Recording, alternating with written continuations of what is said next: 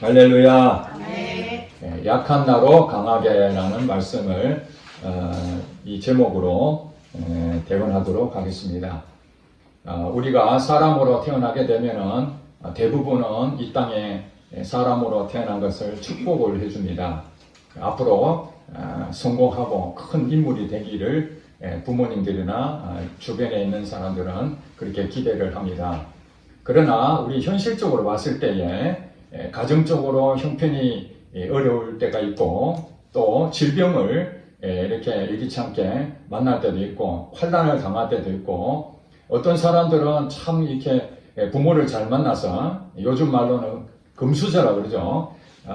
참 지위도 높고 돈도 많고 학식도 훌륭하고 그런 부모 밑에서 좋은 과외 선생 만나서 명문대학교 가고 좋은 데 취직이 되고 이런 상황을 볼 때에 참 부럽기도 합니다. 왜냐하면 쉽게 성공하는 것 같고 그럴 때마다 자존심 상하고 내가 이 나라에 태어난 것이 때로는 저주스럽기도 하고 그래서 이 나라를 떠나겠다는 헬조선 뭐 이런 얘기도 들리곤 합니다. 여러분은 어떻습니까? 여러분들은 지금 성공한 사람이라고 생각하십니까? 아니면은 흑수저라고 생각하십니까?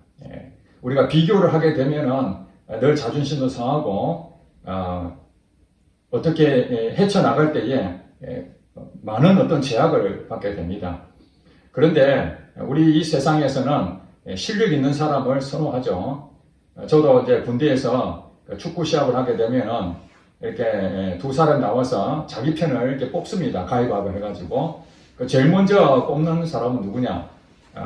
그 팀의 가장 중심되는 실력 있는 사람들을 먼저 뽑습니다. 그리고 맨 마지막에는 뭐 여기 가도 좋고 저기 가도 좋고 별로 그래 잘하지 못한 마지막에 선발이 됩니다. 그것은 결국에는 실력 위주로 이 세상은 살아간다는 얘기입니다. 그러니까 우리들이 끊임없이 실력을 쌓아서 성공하려고 하는 이유가 사람들에게 많은 인정을 받고 또 자랑하고자 하는 그런 마음이 크다는 것입니다. 그렇습니다.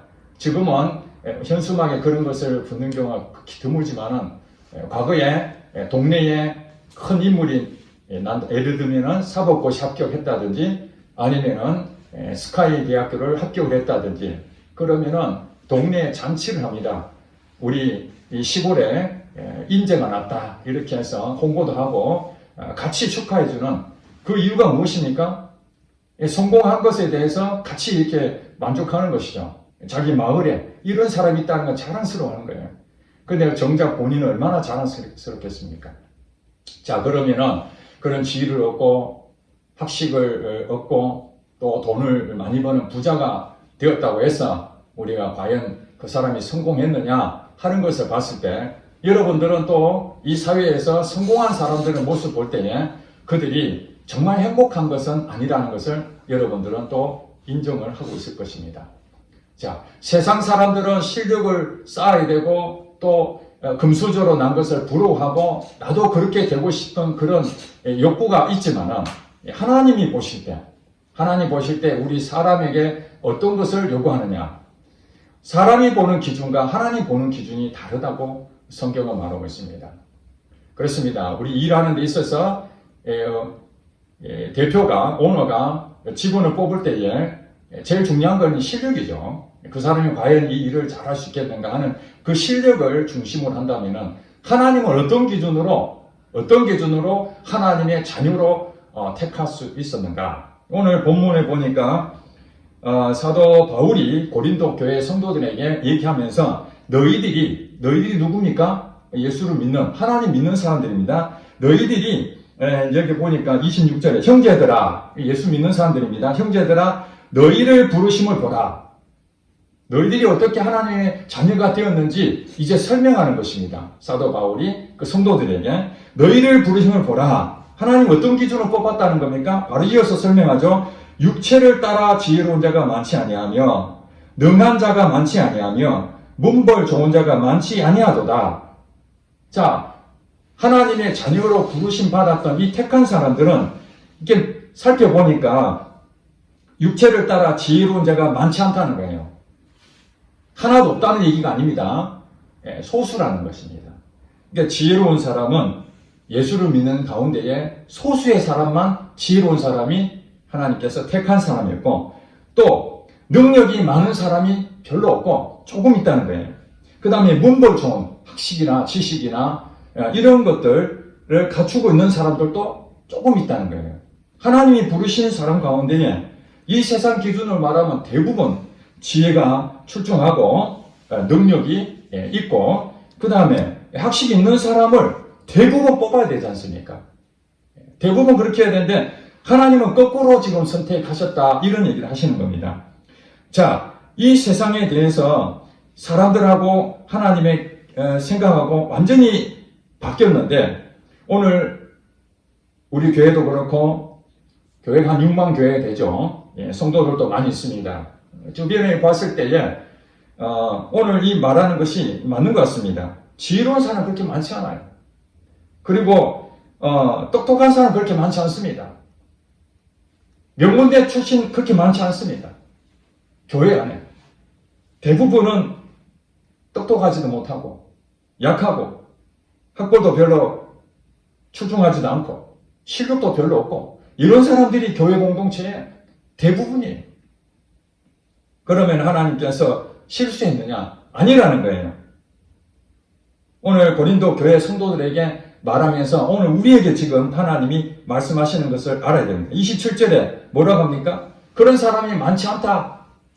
세상 기준으로 교회 다니는 사람들 그렇게 많지 않다. 그러면서 하나님께서 세상에 미련한 것들을 택하사, 이 택한 얘기 나오죠. 세상에 미련하다, 바보스럽다, 이것을 하나님이 택한 것입니다. 세상에 미련한 것들을 택하사 지혜 있는 자를 부끄럽게 하려 하시고, 세상에 약한 것들을 택하사 강한 것들을 부끄럽게 하려 하시며, 하나님께서 세상에 천한 것들과 멸시받는 것들과 없는 것들을 택하사 있는 것들을 폐하려 하신다. 하나님 기준이 명확합니다. 똑똑하고 능력 있고 사람들이 볼 때 참 성공했다, 이런 사람을 택하지 아니하시고, 오히려 없는 사람, 멸시받는 사람, 약한 사람, 사람들이 볼 때 시시하다, 이런 사람들을 하나님께서 택하셨다는 거예요. 여러분들이 그게 해당이 됩니까? 저는 이걸 보면서 내 자신을 살펴봤습니다. 지난 과거를 살펴보고 저희 동료들 또 주변에 있는 사람들 봤을 때 저는 지혜가 많지도 않고 실력도 많지 않고 학벌도 그렇게 높지도 않고 남들하고 비교해서 내세울 만한 하나도 없고 고향 땅에 플래카드를 붙일 만한 그런 일들을 한 것도 없고, 그럼에도 불구하고 하나님이 나를 하나님 자녀로 삼으시고 주의 공동체에 소속하게 하실 뿐만 아니라 이 부족한 자가 하나님을 대신해서 우리 성도들을 섬겨라고 목회자로 부르신 걸 생각할 때에 지금도 눈물이 납니다. 제가 만약에 지혜가 좀 출중하고 능력도 있고 학벌이 좋으면은 나는 당연하게 여길 것입니다. 그렇지, 내 같은 사람이 선택을 안 받고 누가 선택을 받겠는가? 나는 1순위다. 그렇게 생각할 수 있는데, 저는 제 자신을 볼 때에 저 끝에 1순위가 아니라 가장 말석에 있어야 될 사람이 저라는 생각이 든 거예요. 그럼에도 불구하고 하나님이 나를 택하셔서 구원하여 주시고 또 목회자를 삼아서 여러분에게 하나님의 마음을 전할 수 있는 이 은혜를 주신 것이 제게 너무나 감사한 거예요. 그렇습니다.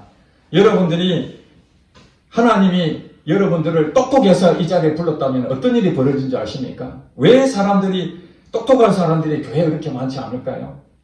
똑똑한 사람들은요, 자기 자신을 믿습니다.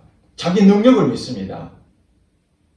자기가 모든 걸 잘할 수 있다라고 실제적으로 자기가 그렇게 생각하고 있기 때문에 똑똑한 사람들은 남의 말을 잘 듣지 않습니다.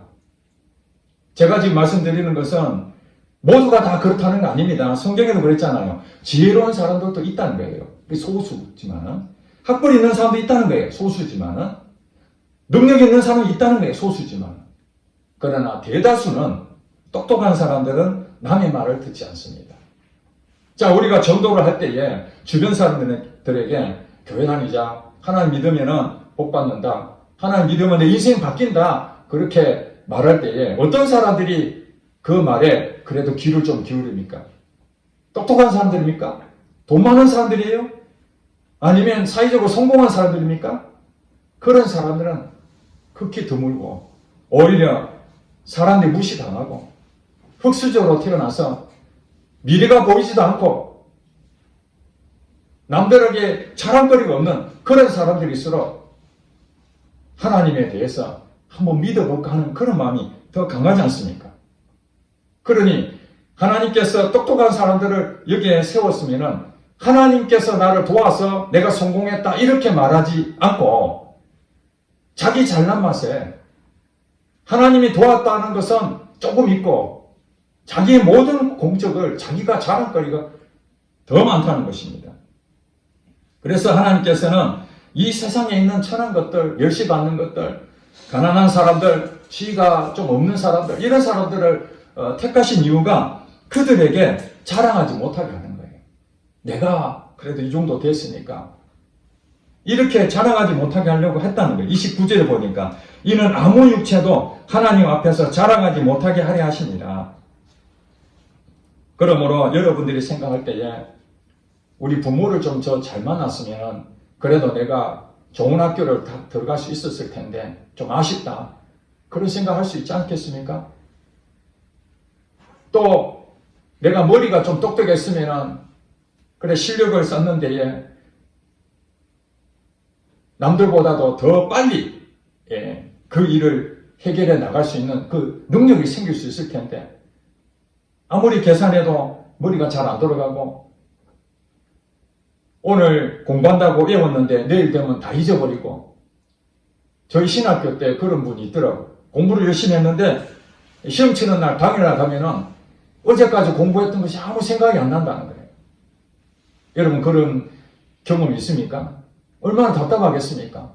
열심히 노력했는데도 불구하고 시험 칠 때 그것이 생각이 안 나는 거예요. 어떤 사람은 또 그 사람들 앞에서 서면 울렁증이 있어서 연습을 엄청 열심히 하고 무대에 딱 서는 순간 이게 막 그 긴장이 돼가지고 실력 발휘를 못하는 사람 있잖아요. 그 대표적인 사람이 그 개그맨 그 김병만이라는 사람, 여러분 잘 아시죠? 예전에 그가 수없이 개그맨 시험을 치면 떨어졌는데 왜 떨어졌는가? 연습할 때는 잘하는데 막상 오디션 보는 그날은 완전히 망치는 거예요. 긴장돼가지고 실력 발휘를 못하니까 자기 친구였던 이수근은 금방 됐는데 자기는 여러 번 떨어져서 더 이상 나는 안 되는 것 같다. 이렇게 포기했다가 겨우 마지막에 개그맨 시험에 합격됐는데 김병만이라는 사람이 연예인 대상까지 받을 정도로 나중에 승승장구하지 않습니까? 그렇습니다. 능력이 있으면은 사람들한테 인정도 받고 실력이 있으면은 사람의 존경도 받고 성공했다는 그 소리 듣는데 취할 수 있지만은 하나님은 그런 사람을 택하지 아니하시고 때로는 그런 사람일지라도 예수를 믿을 수 있습니다.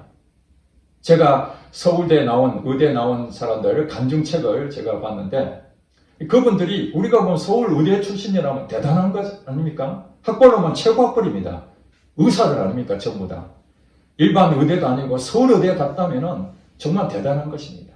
그런데 그들이 쓴 간증을 보면은 자기 부모가 정말 가난하고 때로는 그 부모가 이혼한 경우도 있고 자기는 어렸을 때 시골에 할머니한테 가서 공부를 한 사람도 있고 서울 의대 가려고 했는데 계속해서 떨어지기도 하고 범민하고 결과적으로는 서울 의대 가서 의사는 됐지만은 그들이 환경이 모두가 금수저로 다 태어나서 부모 잘 만나서 공부도 모든 것이 뒷바라지 다 해줘서 다 서울의대 가는 것이 아니더라고요.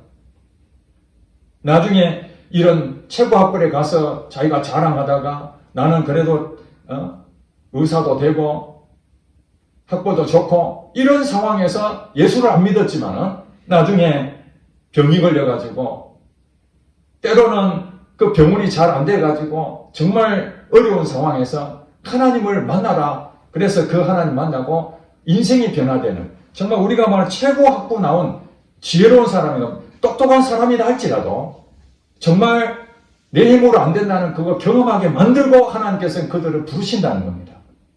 그러니까 그런 사람도 일부는 있긴 있다는 거예요. 지혜로운 사람, 능력 있는 사람, 학벌 좋은 사람도 있긴 있지만은 그냥 하나님을 만나는 것이 아니라 그 조건을 갖췄는데도 불구하고 여러 어려움을 당하고 내 힘으로 안 된다는 것을 경험하게 될 때에 그때 하나님을 만나는 접촉점이 있다는 것입니다. 그러나 대부분은 자기가 똑똑하다고 생각하기 때문에 하나님을 만나지 않습니다. 그러니 여기 보니까 자랑하지 못하게 하는 이유가 뭡니까? 자기 교만한 사람으로 가면은 그 성공할 수가 없습니다. 여러분 주변에 교만한 사람들 보세요. 아무것도 갖추지 않았는데 교만한 사람들은 할 말이 없고 그래도 남들보다 조금 낫다고 생각하는 사람들은 어깨 힘이 팍 들어갑니다. 신앙생활도 마찬가지입니다. 교회를 좀 오래 다녔거나 아니면 어떤 가르침에 자기가 공부를 좀 열심히 해가지고 남들이 모르는 것을 자기가 알게 되면 은근히 사람들에게 자랑합니다. 내가 배운 것이 다른 사람 신앙생활에 이만큼밖에 못하는데 나는 수준이 이만큼 높아. 나는 성경에 대해서 100독 이상 읽었어. 그러면 성경 한 번도 읽지 않는 사람은 어떻습니까? 비교가 안 되잖아요. 이런 교회 안에서도 본인이 무언가 좀 남들보다 좀 자랑거리가 있으면 어깨 힘을 주는 것입니다. 그 교회 안에서 교만한 자가 있으면 안 되는 것이죠. 야고보서 4장 6절 말씀에 하나님은 교만한 자를 물리치시고 겸손한 자를 은혜를 베푸신다는 거예요. 겸손한 자. 그러니까 오늘 말씀에 보면은 세상에 천한 것들, 멸시받는 것들, 가난한 자들, 지위가 그 없는 자들, 남들이 볼 때에 별 볼일 없다라고 하는 이 상황이 사실은 교만할 것이 없는 거예요. 이렇게 없는데도 불구하고 자기가 마치 뭔가 된 것처럼 하는 것은 그건 신뢰할 만한 게 아니잖아요. 그 사람 말은 들을 필요가 없어요. 아무것도 갖춘 것도 없는데 정신병자죠.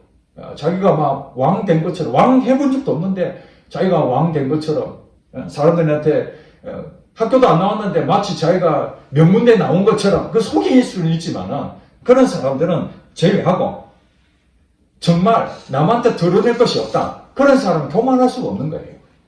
교회가 큰 교회 다니는 목사는 겸손하기가 쉽지 않습니다. 예, 한 그 10,000명 정도 되고 한 최소 몇천 명 되는 교회 목사님 여러분들하고 만나서 얘기할 수 있겠습니까? 얼굴도 마주치기 힘들 것입니다. 저는 이제 작은 교회 목회자잖아요. 제가 이 자리에 없으니까 지금 하는 얘기입니다. 우리 청년 한 명이 예전에 저한테 전화 왔어요. 목사님, 목사님 밥 한 번 사주세요. 아, 그렇지. 언제 할래? 내일 그러면 점심때 식사하자는 거예요. 알겠다고 전화해라고. 그 다음날 돼서 전화가 올 줄 알고 하루 종일 기다렸는데 연락이 없는 거예요. 그래서 할 수 없이 이제 전화를 했습니다. 야, 오늘 점심 먹기로 했지 않나? 아이고, 목사님 깜빡했습니다. 다음에 시간 날 때 다시 한번, 식사 한번 사주세요. 이 작은 교회들의 이 목사는 친구입니다. 친구, 같이. 예. 그냥 막 전화해가지고 수시로 상담도 하고, 같이 밥도 먹고. 이거 동네 형제들이랑 마찬가지예요. 목사로 인정을 안 합니다. 그러니까 어떻게 말하면은, 좀 이렇게 규모가 있는 데는 겸손하기 쉽잖아요. 근데 이게 작은 교회는 교만하기 어려워요. 교만하기가. 가진 게 있습니까? 돈이 있습니까? 성도가 많습니까? 남한테 드러낼 게 하나도 없어요. 예, 작은 교회 다니는 여러분들은 어떻습니까?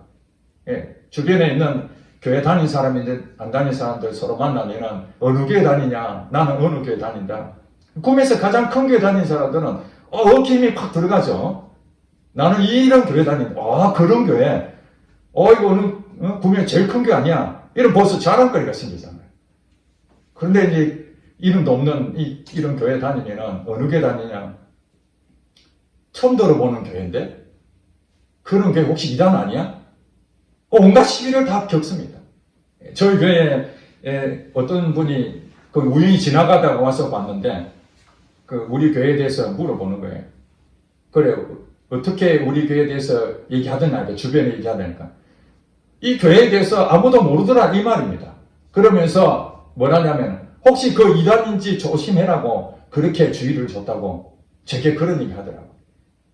여러분, 알려지고 높아지게 되면은 사람들이 인정을 받을 수 있지만은 겸손하기 어렵습니다. 그래서 저는 하나님께 감사한 게 있습니다. 제가 큰 교회 목회자가 되지 않은 것, 물론 큰 교회 목회자가 잘못한 건 아닙니다. 예, 그런 큰 교회 목사님들도 일부는 겸손하신 분이십니다. 그런 분 참 귀한 분입니다. 왜냐하면 교만할 수밖에 없는 그 상황에서 겸손하다는 것은 이건 정말 보석 같은 일입니다. 얼마나 많은 마음을 하나님 앞에 엎드리고 또 엎드리고 자기 자랑거리가 막 넘쳐나는데도 그래도 끊임없이 주님만 바라볼 때에 겸손해지는 거죠. 그래서 하나님께서는 그런 사람이 드물기 때문에 저와 여러분 같이 이렇게 어렵고 힘든 상황에서 교만하지 아니하고 정말 하나님밖에 없다. 하나님밖에 없다. 왜 하나님이 우리를 선택했는가? 아는 것이 없으니까. 할 줄 아는 것이 없으니까. 하나님밖에 바라볼 수가 없는 거예요. 하나님, 내가 지혜가 부족합니다. 하나님의 능력이 부족합니다. 하나님, 뛰어봤자 벼룩입니다. 여러분, 우리나라 속담에 뛰어봤자 벼룩이라는 얘기 있지 않습니까? 그런데 이 얘기를 제가 예화를 통해서 제가 들었는데, 뛰어봤자 벼룩이라는 말은 사실 이 벼룩이 얼마나 작습니까? 눈에 보이지도 않잖아요. 저는 개인적으로 벼룩을 지금 봤는지도 기억이 안 납니다. 어렸을 때 봤을지 모르지만은 여러분 주변에 흔하지 않잖아요. 근데 예전에는 60년대, 70년대 우리가 못 살을 때는 이도 많았고 벼룩도 많았고 하여튼 이 벌레들이 참 많았어요. 집집마다. 근데 이 벼룩이 뛰어봐야 벼룩이다 할 정도면은 어느 정도 아시겠죠? 팍 뛰지만은 얼마 못 뛴다는 겁니다. 멀리 뛴다는 것은 불가능하다는 그런 의미로 뛰어봤자 벼룩이다. 지가 뛰어봤자 벼룩이지. 근데 벼룩은 서울에 가고 싶다고 하면은 서울 가집니까? 뛰어봤자 벼룩인데. 근데 벼룩이 서울 갈 수 있는 방법이 하나 있다는 거예요. 그것이 무엇이냐? 서울 가는 사람 등에 붙어 있으면은 서울 가는 거예요. 이 벼룩이 미국에 가고 싶다면은 미국 가려고 하는 사람 등에 붙어만 있으면은 미국 갑니다, 그냥. 이 벼룩이 할 수 있는 방법은 딱 붙어 있기만 하면 되는 거예요. 뛰어봤자 벼룩이니까. 자, 신앙생활도 마찬가지입니다. 우리 힘으로는 아무것도 할 수 없는데, 왜냐하면 약하니까. 아는 것이 없으니까. 그러면은 지혜가 있고, 실력이 있고, 학식이 높고, 모든 것을 다 갖춘, 그분의 등에 딱 붙어 있으면은 그분이 가는 곳에 다 해당이 되는 것이죠. 예수를 믿는 우리는 뛰어봐야 벼룩밖에 안 되지만은 예수님과 함께 한다면 예수님이 다 갖췄잖아요. 30절에 보니까 너희는 하나님으로부터 나서 그리스도 예수 안에 있고 예수는 하나님으로부터 나와서 우리에게 지혜와 의로움과 거룩함과 구원함이 되셨으니 아멘. 그렇습니다. 우리는 벼룩이기 때문에 우리 힘으로는 뛰어봤자 벼룩인데 예수님이 내 안에 계신다는 거예요. 예수님이 내 안에 계셔서 이제 예수님이 나와 함께 하신다면 그 예수님이 나의 지혜가 되시고 의로움이 되시고 거룩함이 되시고 구원함이 되셨기 때문에 나는 지혜롭지 못하지만 예수님이 지혜롭기 때문에 내가 지혜로운 자가 되는 것이고 나는 약한 자지만 예수님이 강한 자시기 때문에 나는 강한 자가 되는 것이고 이해가 되십니까?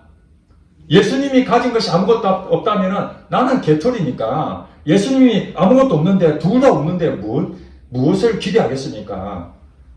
여러분 인생 가운데에 이 신앙생활이라는 것은 그저 교회 다니는 것을 만족하는 것이 아니라 여러분 인생 가운데에 뛰어봤자 벼룩이라는 그 상황이 오게 되는 거예요.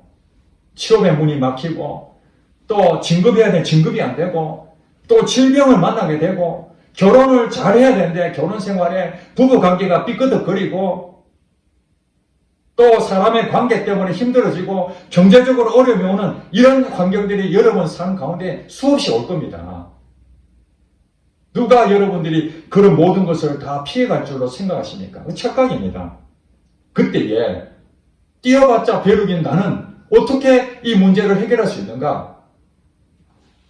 앞이 하나도 안 보이는 거죠. 불가능한 상황이지만은 오늘 말씀하신 것처럼 오직 예수 그리스도와 함께하는 이것만 있다면은 여러분 인생에 취업의 문이 막힌다 할지라도 그 문은 반드시 통과될 줄로 믿습니다.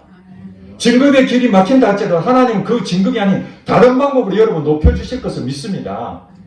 여러분이 지금 가난하고 빛이 있다 할지라도 하나님께서는 어떤 방법이든 여러분 빛을 다 청산하게 만드시고 여러분에게 필요한 그 재물들을 공급하실 것을 믿습니다. 누가 하신다고요? 내가 하는 것이 아니라 바로 예수 그리스도가 나와 함께 하시면은 바로 그 사람에게 하나님이 강하게 해주신다는 것입니다. 오늘 설교 제목이 무엇입니까? 약한 나로 강하게. 그래야 우리에게 어떤 일이 생깁니까? 주님만 자랑하게 되는 것이죠. 31절에 뭐라고 얘기합니까? 기록된 바 자랑하는 자는 어디에서 자랑하라? 주 안에서 자랑하라. 이 세상 똑똑한 사람들은 자기 자신을 자랑하는 거예요. 자기 능력을 자랑하는 겁니다. 그러니까 하나님이 하고 관계가 없는 거예요. 교회를 다니더라도 자기가 똑똑하다 생각하면 자기 방식대로 믿습니다.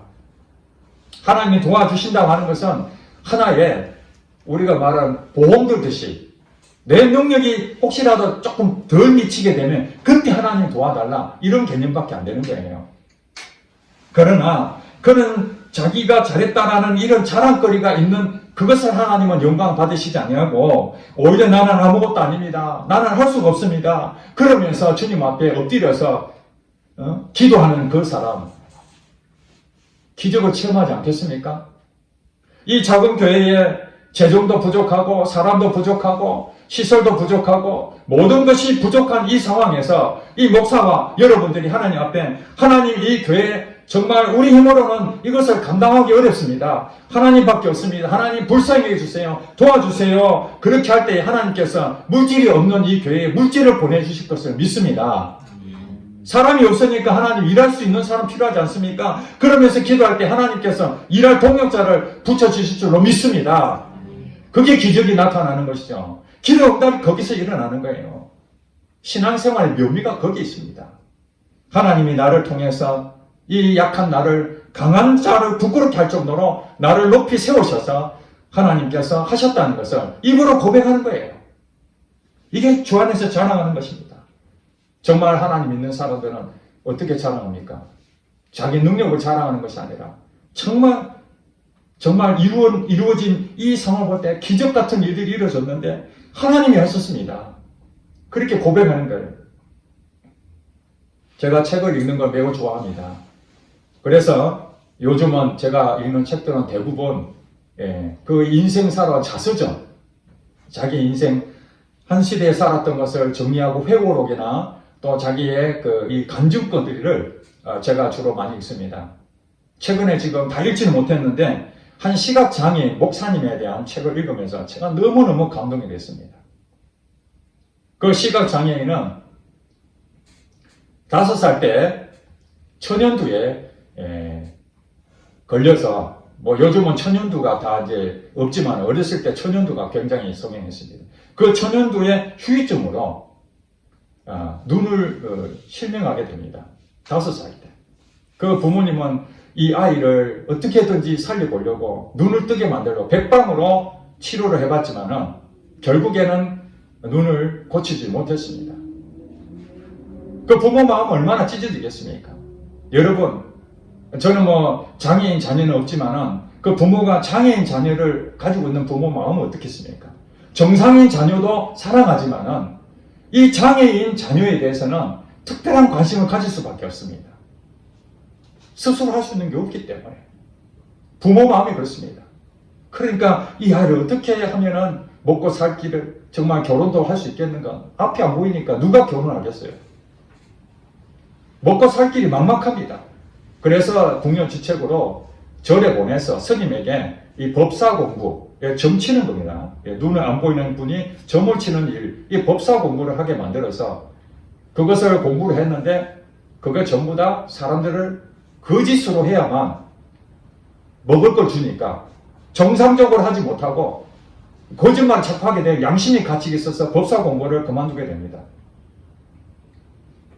그러다가 한의원 원장, 눈이 안 보이는 한의원 원장을 만나서 거기서 침수를 배우게 되는데 그 침수를 배운 거 가지고 사람들에게 이제 침을 놓아주니까 옛날에 병원이 드물었잖아요. 이 시골이나 섬이나 이런 데 가가지고 무료로 이렇게 침을 놔주는 겁니다. 그랬더니 어느 어머니가 한 처자를 데려와서 우리 딸이 지금 병에 걸렸는데 너무 가난하고 먹을 것도 없고 병원도 갈 수 없는데 당신이 왔다길래 여기에 우리 아이를 조금 치료를 좀 해달라. 그러면 보상하겠다. 그때 이 사람이 그러면은 내가 침 넣고 이렇게 고쳐줄 테니까 그 보상으로 당신의 딸을 나하고 결혼시켜 주세요. 여러분 꿈도 야무지죠? 그랬는데 그 부모 입장에서는 이 딸이 지금 죽을지 모르는데 어차피 살려야 되고 그리고 지지력 가난한데 눈은 안 좋지만은 그래도 낫게만 해준다면은 딸을 결혼시키겠다. 결국 그 딸이 낫고 결혼하게 됩니다. 자식 두 사람까지 낳았습니다. 얼마나 기뻤겠습니까? 그가 고백하기는 정말 자기 아버지 어머니가 얘기한 대로 눈이 안 보이면은 결혼도 못하고 또 먹고 살기도 힘들다는데 침 잘 나가지고 소문이 나서 먹고 살기도 하죠. 결혼도 했죠. 자녀까지 낳았죠. 얼마나 행복하겠습니까? 그 자녀가 3살이고 이제 젖을 지금 계속 먹어야 돼. 6개월밖에 안 됐는데 그 아내가 갑작스런 병이 걸려서 죽게 됩니다. 거기에 완전히 다 무너지게 된 것이죠. 결국에는 술 먹고 내 인생 한탄하면서 취미고 뭐고 다 포기하고 자살을 이제 해야 되겠다. 나는 더 이상 살 길이 없다. 이 아이들을 어떻게 키우나? 눈도 보이지도 않고 아내도 없고 그 상실된 그 마음 때문에 이제 죽으려고 약을 사가지고 막걸리에다 타서 딱 먹는데 한 절반 정도 먹었는데 이웃집 아주머니가 갑자기 문을 열고 들어오다가 그 상황을 보게 된 거예요. 그래서 온 동네 사람들이 난리 나가지고 그 구급차 불러서 병원에 가서 위세척 다 했더니 살아났습니다. 그때는 몰랐죠. 나중에 하나님 만나게 됐을 때 알고 보니까 그 만약에 약을 다 먹었다면 죽었어요. 절반 정도 먹은 바람에 살아난 거죠. 하나님이 살렸다는 것을 알게 됐습니다. 다시 인생에 낙이 없으니까 또 술 먹다가 그 다음에 어떻게 죽을까? 목을 매서 죽어야 되겠다. 그래서 천장에 목을 매고 정말 목이 덜랑달랑했는데 지나가는 사람이 무슨 소리가 나니까 문을 열고 보니까 목에 걸려가지고 달랑달랑한 이 사람을 다시 끄집어내서 살려줬습니다. 이 사람도 어떻게 왔느냐? 참 산책하러 왔다가 그 지나가던 길에 무슨 소리가 나서 그것을 구해준 거죠. 나중에 알고 보니까 그것도 하나님 하신 것을 알게 된 거예요. 또 한 번 자살하려고 이제는 낭떠러지에서 떨어져야 될 때에서 산을 올라가서 이쯤 되면 이제 떨어지지 않겠나. 근데 그가 보입니까? 안 보입니까? 앞이 안 보이잖아요. 그저 감각으로 해서 이제 여기서 떨어져도 되겠다 해서 홀짝 뛰었는데 그게 낭떠러지가 아니고 얼마 안 된 거예요. 높이가. 그래가지고 이빨 2개 깨지고 타박사만 입고 다시 자살을 시도했지만은 되지 않았습니다. 그때 자기가 이제 집에 와서 생각한 거예요. 아니 자살을 3번씩 했는데 왜 자살도 안 되고 나는 왜 살아야 되나? 그랬는데 어렸을 때에 자기에게 해준 말이 하나 생각났습니다. 참신을 믿어라. 그러면 그가 너를 도와줄 것이다. 이런 생각이 났었습니다. 그래 참신이 있다면 참신을 한번 믿어볼까? 그 당시에는 참신은 부처님 아니면 하나님인데 부처를 믿을까 하나님 믿을까 이렇게 고민하고 있는데 어떤 자기 집에 지나가면서 어떤 분이 예수 믿으세요 하는 이 전도하는 내용을 듣게 됩니다. 그러니까 부처를 믿을까 하나님 믿을까 고민하는데 갑자기 예수 믿으세요 하니까 정신이 번쩍 들어요. 예수 먼저 믿어볼까 하고 여보세요. 제가 예수를 믿기를 원하는데 그럼 어떻게 하면 되겠습니까? 교회를 나오세요. 봤더니 그분은 목사님이셨습니다. 그래서 이분이 이제는 내가 예수를 믿어야 되겠다 해서 거기 가서 정말 하나님이 살아계신 신이구나 것을 깨닫고 회개하고 성령 받고 거기서 평신도로 열심히 봉사하는데 하나님께서 그에게 집사 직분을 줬어요. 집사 직분을 줬는데 어느 날 교회를 세워라. 섬에 가서 아무도 없는 데 가서 교회를 세워라. 자기가 배운 게 침 배웠잖아요. 무료로 침을 놔주면서 교회를 하나 세웠습니다. 그래서 한 100여 명 되니까 하나님께서 또 다른 교회가 다른 지역에 가서 교회를 세워라. 이렇게 해서 집사 직분을 가진 상태에서 교회를 세우고 이러다가 하나님께서 이제 목회자가 되라 해서 목사가 돼서 8개의 교회를 세웠습니다. 그리고 전국에 500여회나 부흥 강사로 하나님께 쓰임받고 얼마 전에 은퇴를 하시고 80이 지금 넘었습니다.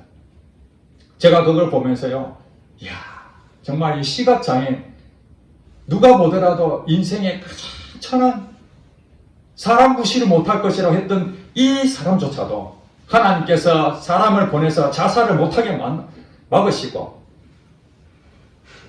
그 술로 인생을 다 망칠 수 있는 그를 하나님 만나게 만드시고, 그래서 오늘날 참 이렇게 하나님의 귀하게 쓰임 받는 걸 볼 때에 제가 큰 도전이 되는 거예요. 저는 눈을 보고 있잖아요. 이 사람은 자유가 없잖아요. 눈을 안 보이니까 스스로 움직이기가 어려운 거예요. 다 남이 도와줘야 됩니다. 이런 사람도 하나님이 쓰시는데 하물며 저와 여러분들은 무엇 하겠습니까? 제가 그걸 보면서 만약에 이 사람이 똑똑하고 잘났고 했다면 그가 하는 모든 것들이 자기 자신의 자랑거리밖에 안 될 텐데, 그가 하나님의 인도하심을 그게 책에 기록한 내용을 보니까 그가 행동을 했지만은 모든 것이 하나님이 하셨구나, 그 마음이 제가 느껴지는 거예요.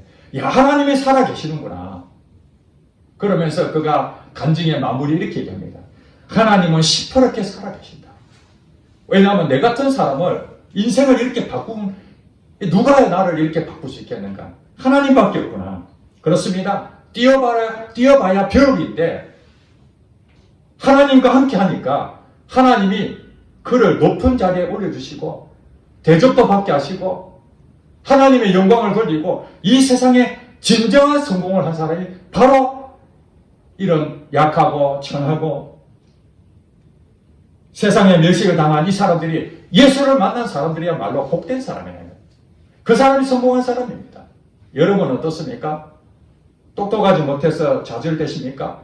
아니면 남들보다 실력이 부족해서 안타깝습니까? 아니면 최고 명문 대학을 가야 되는데 그리 못 가서 여러분 아쉽습니까? 그러나 하나님께서는 여러분들이 그것을 가지지 못한 것 때문에 여러분들은 하나님 만나게 된 것입니다. 경제적으로 어려운 것 때문에 하나님 만나게 됐고요.